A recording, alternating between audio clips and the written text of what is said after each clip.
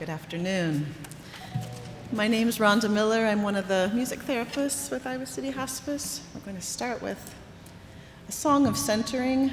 I myself have been feeling the need for some centering recently, so I've started writing some short meditative pieces. And this is the one I wrote last Sunday. Close your eyes, or however you feel like listening. Breathing, breathing, breathing,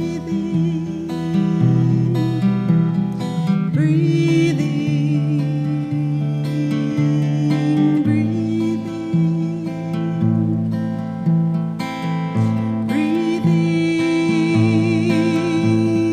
breathing,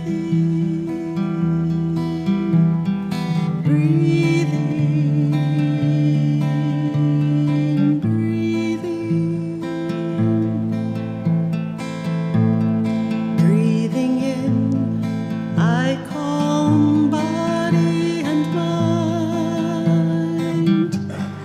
Breathing out, I smile. Dwelling in the present moment, I know this is the only moment. Breathing, breathing, breathing.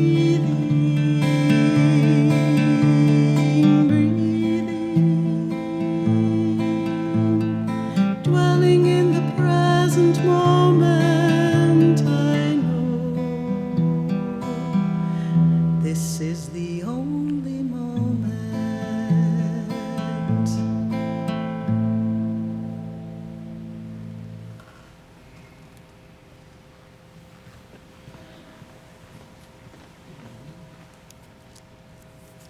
I am the rays of the rising sun, snow on the mountains of the moon, the far-flung canopy of stars, the shadows of late afternoon.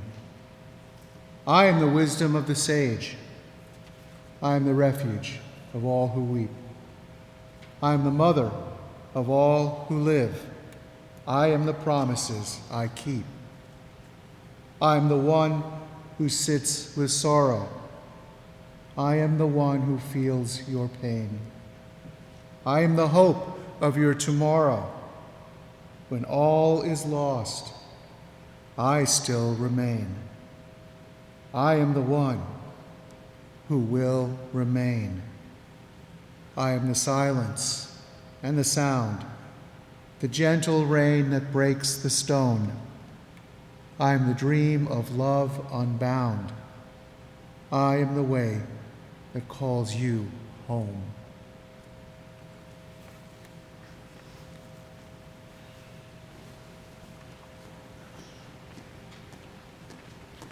Welcome. I'm Kara, the Psychosocial Services Manager with Iowa City Hospice. Thank you for joining us for this 2025 Spring Time of Remembrance Memorial Service.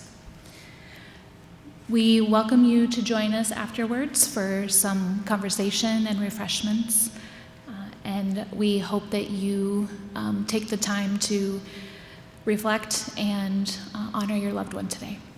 Thank you.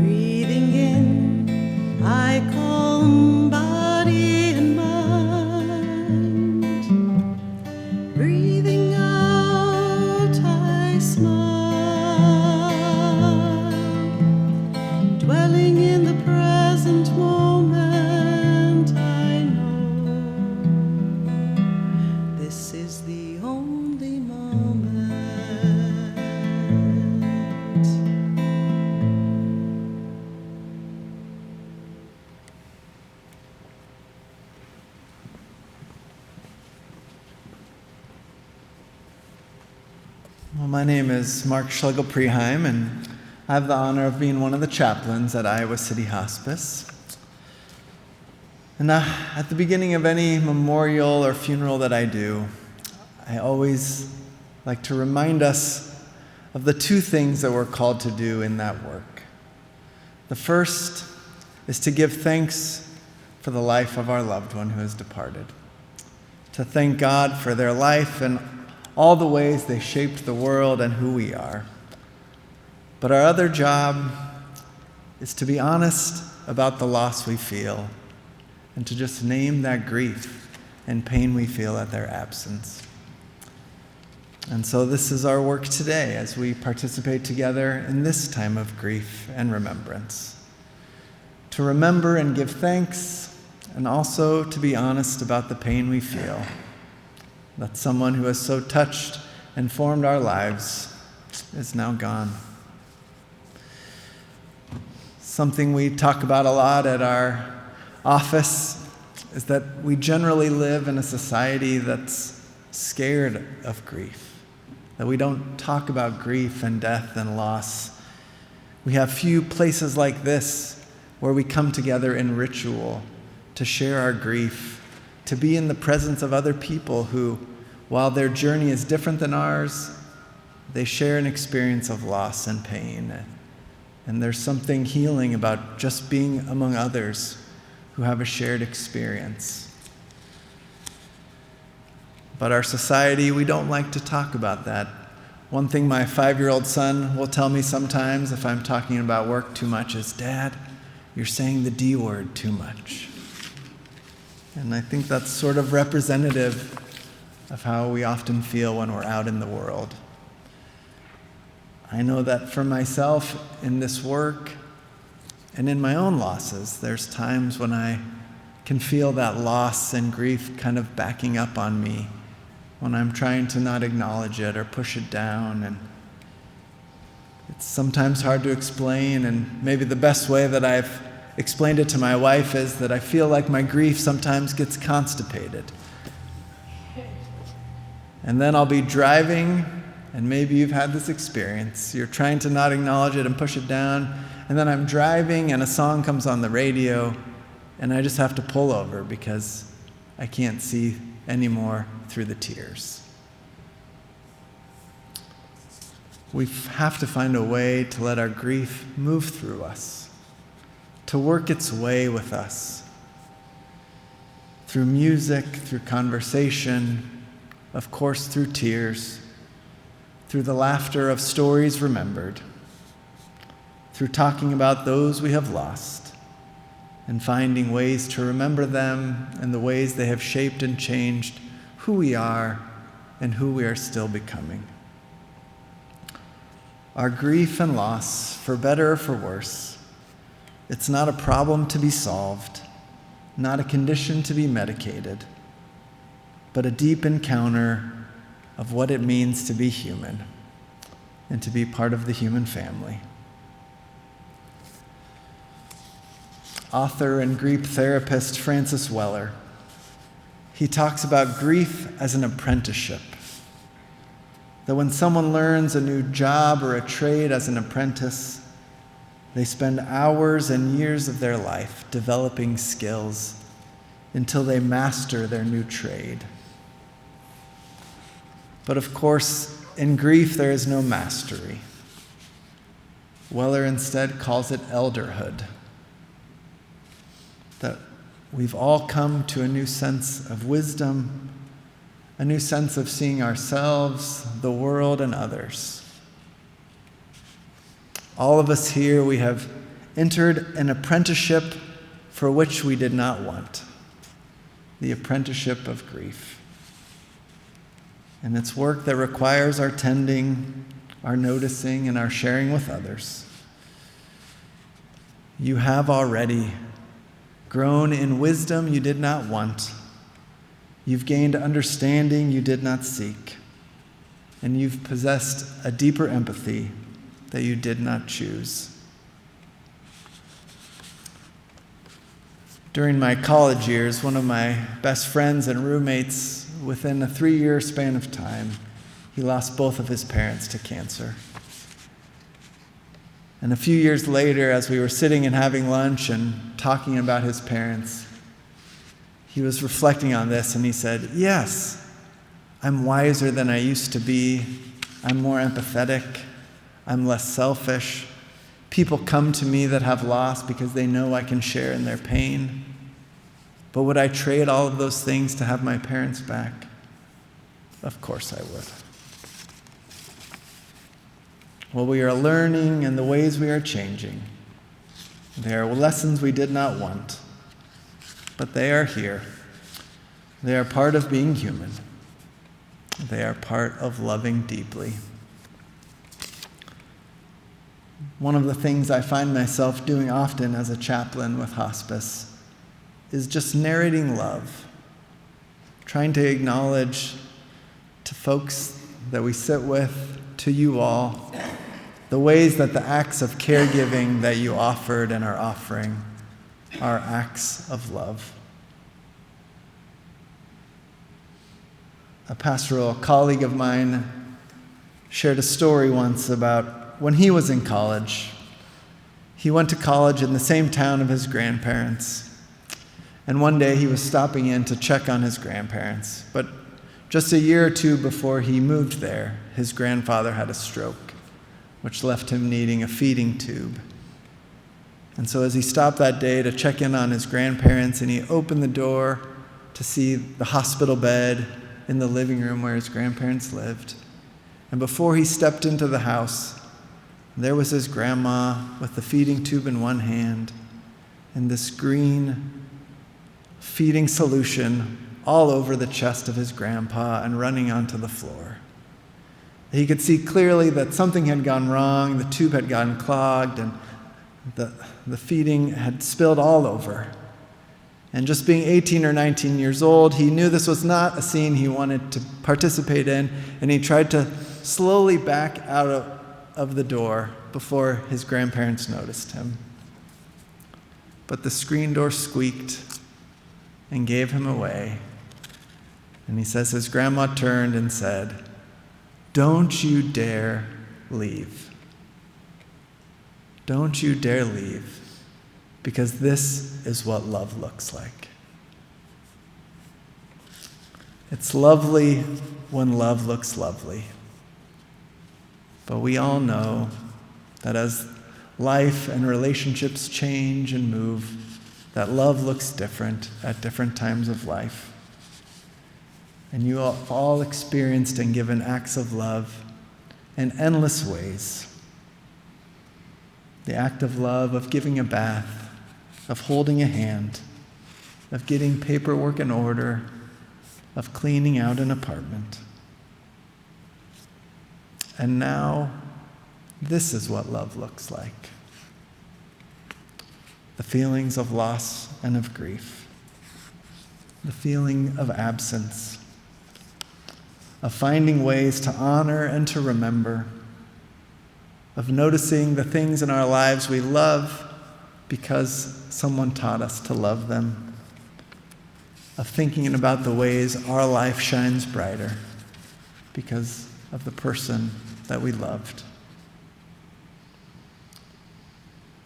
And so as you continue on your own journey of grief, whatever that looks like for you, remember that it is a journey of love, a continued act of love, and it is sacred work.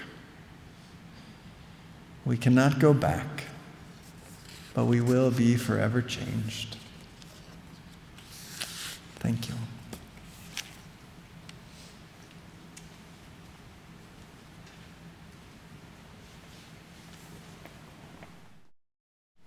I'm Ed Moriano. I have the privilege of continuing to extend what I hope might prove to be a meaningful, beneficial support as you continue to move forward, always carrying with you the weight, the significance, but the love that always will exist between you and these loved ones of yours. At this time in our service, we're going to pause to hear those names. You each were given a little candle there. You can feel free, if the name of your loved one is being recited, to just like that. You may lift it up in the air if you so choose. We remember and honor connections with our loved ones and friends. We are strengthened and sustained by remembering our connections to them. In a spirit of gratitude,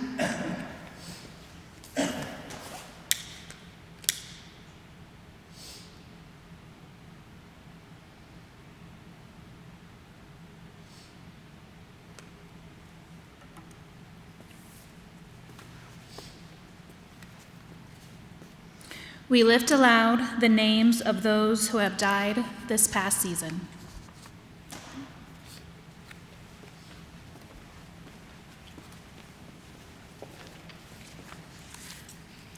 Anita Kiefer, Judith O'Connor Decker, Connie Walkup, Alvin Albertus, Mary Bikema, Raymond Spears, Elvin Burns, Millie Burns, Lawrence Top, Eileen Top, Francie Head, Carolyn Owen Tao, Philip Daniel Cummins, James David Countryman.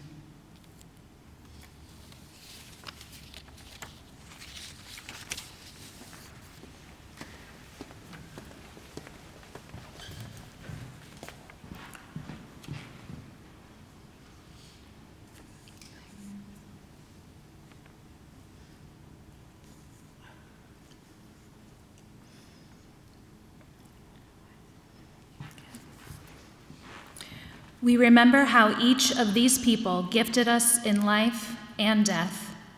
May all that we love about them continue to connect us in the ways we love one another and participate in the unfolding future.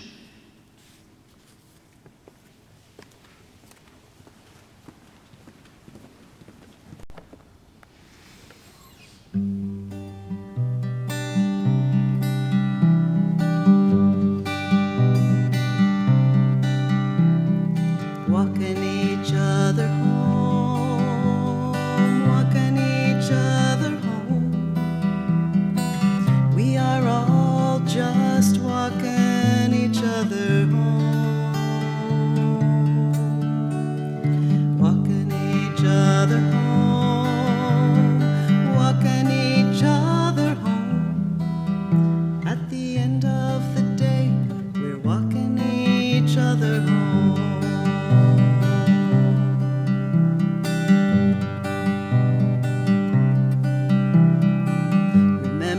With smiles, laughter and tears.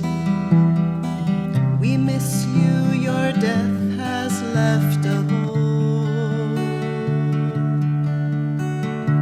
The world is not the same without you here, but we carry you always in our hearts.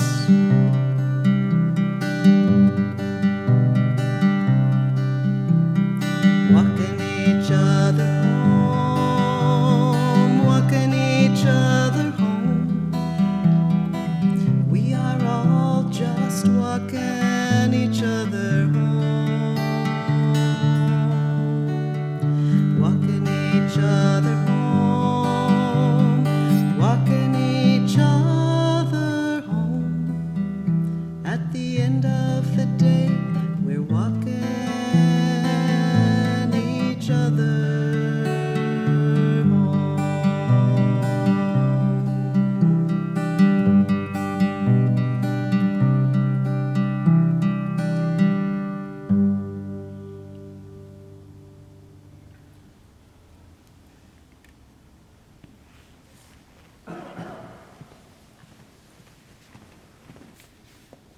May you be blessed with constant hope, with confidence in what awaits you, and a strong trust that all shall be well. Go with courage. Go with trust. Go with our love to support you. May you be blessed with graced surrender to let go of what keeps you from growing, to learn from the obstacles that arise, and to live each day with a spirit of openness to love. Go with courage. Go with trust. Go with our love to support you. May you be blessed with courage to stand strong in adversity, to wait with patience for what you need. May it be so. Go in peace.